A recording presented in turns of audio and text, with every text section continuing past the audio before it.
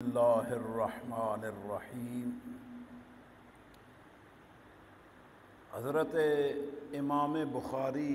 علیہ رحمۃ الباری فرماتے ہیں کہ ہمیں بیان کیا عبدان نے، وہ فرماتے ہمیں خبر دی عبداللہ نے، وہ فرماتے ہمیں خبر دی عمر بن سعید بن ابی حسین نے، وہ روایت کرتے ہیں ابن ابی ملیکہ سے، اور وہ حضرت عقبہ بن حارث سے۔ قال، وہ فرماتے ہیں رأیت ابا بکر،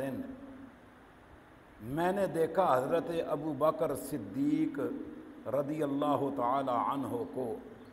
وحمل الحسن، اور وہ حضرت امام حسن کو اٹھائے ہوئے تھے، وہو یقول بأبی، فرما رہے تھے کہ میرے والد آپ پر قربان ہوں، اے امام حسن آپ پر میرے والد قربان ہوں۔ شبیہم بالنبی، آپ نبی پاک صلی اللہ علیہ وسلم کی مشابہت رکھتے ہو۔ لیس شبیہ بعلی، حضرت علی کی مشابہت نہیں رکھتے۔ وعلی یضحک، فرماتے ہیں کہ دراں علیہ کہ حضرت علی حضرت صدیق اکبر کی یہ بات سن کے مسکرا رہے تھے۔ یہ بخاری شریف کی باب المناقب الحسن والحسین میں حدیث نمبر 3750 نمبر ہے، 3750، باب مناقب الحسن والحسین۔ تو اس میں آپ دیکھیے حضرت صدیق اکبر اور حضرت مولا مرتضیٰ کی آپس کی محبت، اور حضرت صدیق اکبر نے حضرت امام حسن کو اٹھایا ہوا ہے۔ امام حسن کو یہ عقبہ بن حارث بیان کر رہے ہیں کہ میں نے خود دیکھا صدیق اکبر کو کہ وہ حضرت امام حسن کو اٹھائے ہوئے فرماتے ہیں بے ابی، او حسن میرے باپ آپ پہ قربان ہو جائیں۔ دشمنوں کے لیے یہ جملے کہے جاتے ہیں۔ لوگوں نے حضرت صدیق اکبر اور حضرت مولا مرتضیٰ کو آپس میں دشمن ثابت کیا ہوا ہے کہ یہ کوئی آپس میں دشمن تھے، ایسا ہرگز نہیں ہے۔ ان کی جتنی محبت تھی کسی اور کی، ہم آج دعویٰ کرتے ہیں 1400 سال کے بعد کہ ہمیں حضرت علی سے، حضرت امام حسن سے محبت ہے، تو انہوں نے حضور سے یہ نہیں سنا ہوا کہ یا اللہ جو حسن سے حسین سے پیار کرتا ہے تو اس سے پیار فرما۔ آج 1400 سال کے بعد ہمیں پتہ ہے حضرت صدیق اکبر کو،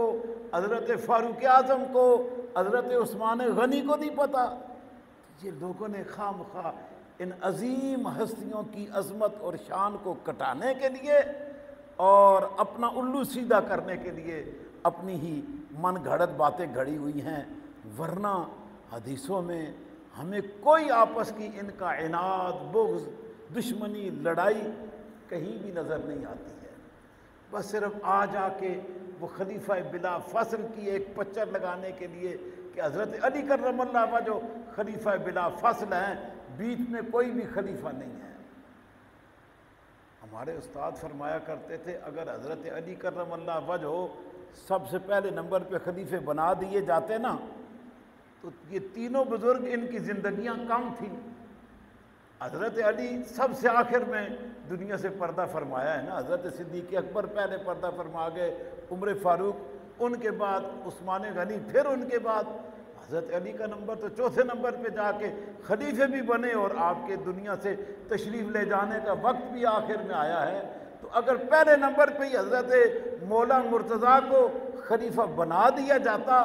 تو پھر یہ جو تین بزرگ تھے انہیں تو موقع ہی نہیں ملنا تھا، انہوں نے تو پہلے ہی دنیا سے تشریف لے جانا تھا۔ تو اس لیے اللہ اور اللہ کے رسول نے اپنے ان محبوب بندوں کو جو مرتبہ، جو مقام، جو شان دی ہے وہ ہمارے کم کرنے سے کم نہیں ہوگی اور ہمارے بڑھانے سے بڑھے گی بھی نہیں۔ ان کی اپنی شان ہے اور وراء الورا ہے، کسی کو سمجھ آئے تب بھی، کسی کو نہیں سمجھ آتی تب بھی ان کی شان میں کوئی کمی واقع ہونے والی نہیں ہے۔ حضرت صدیق اکبر کو دیکھیے کتنی پیاری بات کہتے ہیں کہ بے ابی میرے والد آپ پہ قربان ہو جائیں۔ یہ عربوں کا ایک طریقہ تھا، پیار بھرا، کبھی کہتے بے ابی و امی، میرے ماں باپ دونوں آپ پہ قربان ہو جائیں۔ یہاں حضرت صدیق اکبر حضرت امام حسن کو فرما رہے ہیں کہ اے حسن میرے باپ ابو قحافہ آپ پہ قربان ہوں۔ شبیہ بالنبی لیس شبیہ بعلی، آپ نبی پاک صلی اللہ علیہ وسلم کی مشابہت رکھتے ہو، حضرت علی کی مشابہت نہیں رکھتے۔ حالانکہ عموماً بیٹا باپ کی مشابہت رکھتا ہے نا، نانا کی مشابہت یہ تو خاص فیضان تھا، خاص کرم تھا۔ میں پچھلی حدیثوں میں بیان کر چکا ہوں کہ حضرت امام حسن سر سے لے کر کمر تک رسول اللہ کے شبیہ تھے، اور حضرت امام حسین کمر سے لے کر پاؤں تک چال ڈھال رسول اللہ کی رکھتے تھے۔ یہ خدا کی تقسیم ہے، ایک بھائی کو جسم کا ایک حصہ اور دوسرے بھائی کو جسم کا دوسرا حصہ ملا، تو یہ رب کی عطا تھی۔ تو یہاں اس کی گواہی حضرت ابو بکر صدیق دے رہے ہیں کہ اے حسن تمہارا چہرہ دیکھو تو رسول اللہ کا چہرہ دکھتا ہے، تم آئینہ ہو، ہمیں حضور کا چہرہ آپ کے چہرے میں نظر آ جاتا ہے۔ اور فرمایا کہ وَعَلِيٌّ يَضْحَكُ، یہ منظر دیکھ رہے تھے حضرت علی، یہ گفتگو حضرت علی سن رہے تھے اور مسکرا بھی رہے تھے۔ خوشی ہوتی ہے نا جی، نبی کی مشابہت اولاد کو ملے تو یہ باپ کے لیے خوشی کی بات نہیں ہے؟ تو اندازہ کیجئے کہ حضرت مولا مرتضیٰ حضرت صدیق اکبر کے ان جملوں سے کتنے خوش ہو رہے تھے۔ تو اس لیے کبھی بھی یہ تصور نہیں باندھنا ہے کہ یہ صحابہ اکرام اور مولا مرتضیٰ، امام حسن، امام، ان کے درمیان کوئی ناچاکی اور بے اتفاقی کی کوئی ایسی بات نہیں تھی۔ اور یہ جو باغ فدق کے حوالے سے گھڑی ہوئی روایات ہیں، ان کے اندر کوئی صداقت کوئی نہیں ہے کہ سیدہ پاک لینے گئی اور پھر ان کو دیا ہی کوئی نہیں گیا، اور پھر پتہ نہیں کیا کہ کیا باتیں بنائی جاتی ہے۔ نہ سیدہ پاک گئی ہیں،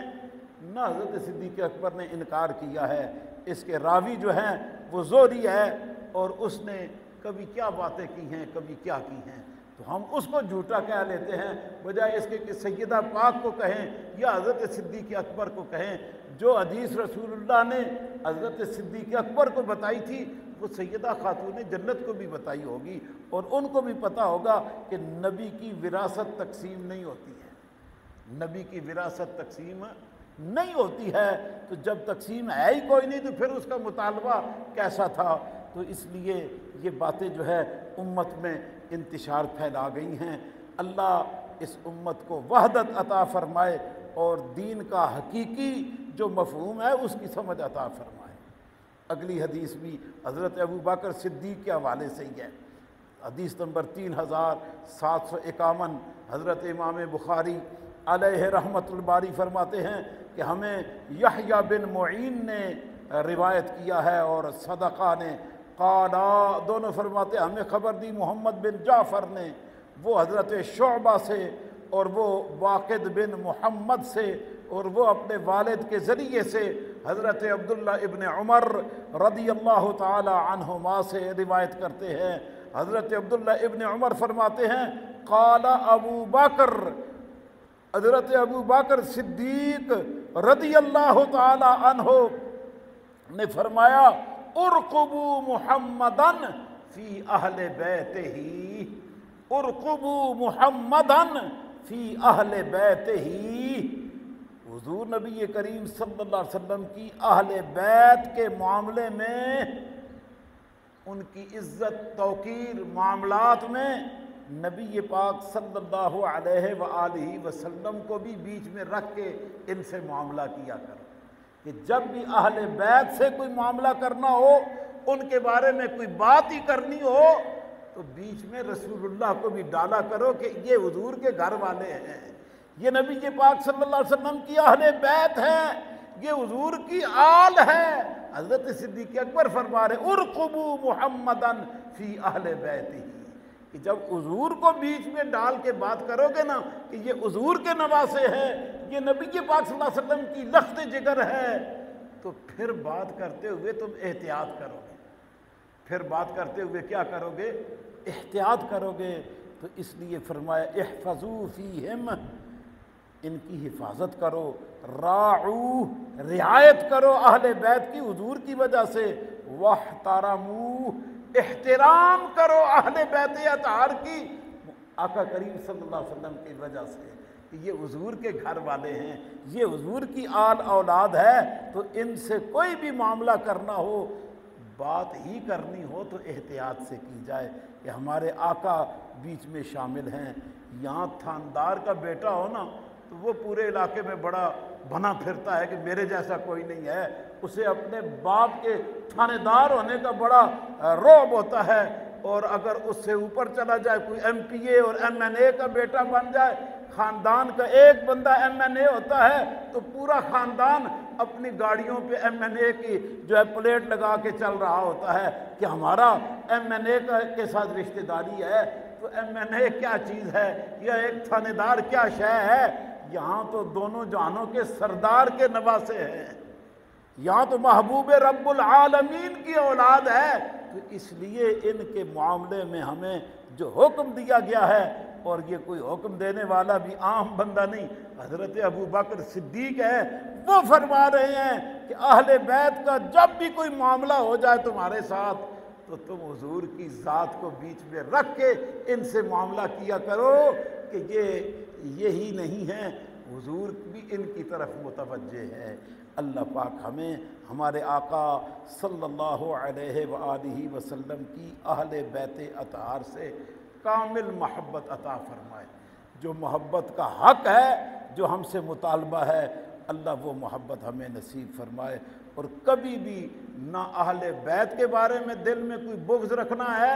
نہ ہی صحابہ اکرام کے بارے میں دل میں کوئی کینہ اور بغض رکھنا ہے۔ یہ سب میرے آقا کی بارگاہ کے فیض پانے والے اور عزتیں پانے والے لوگ ہیں، اللہ نے ان کو چن کے رسول اللہ کی صحبت عطا فرمائی ہے، اور یہ سارے کے سارے عظمت کا مینار ہیں۔ اللہ پاک ہمیں ہر ایک کے مرتبے کو پہچاننے اور ان کا ادب و احترام کرنے کی توفیق عطا فرما دے۔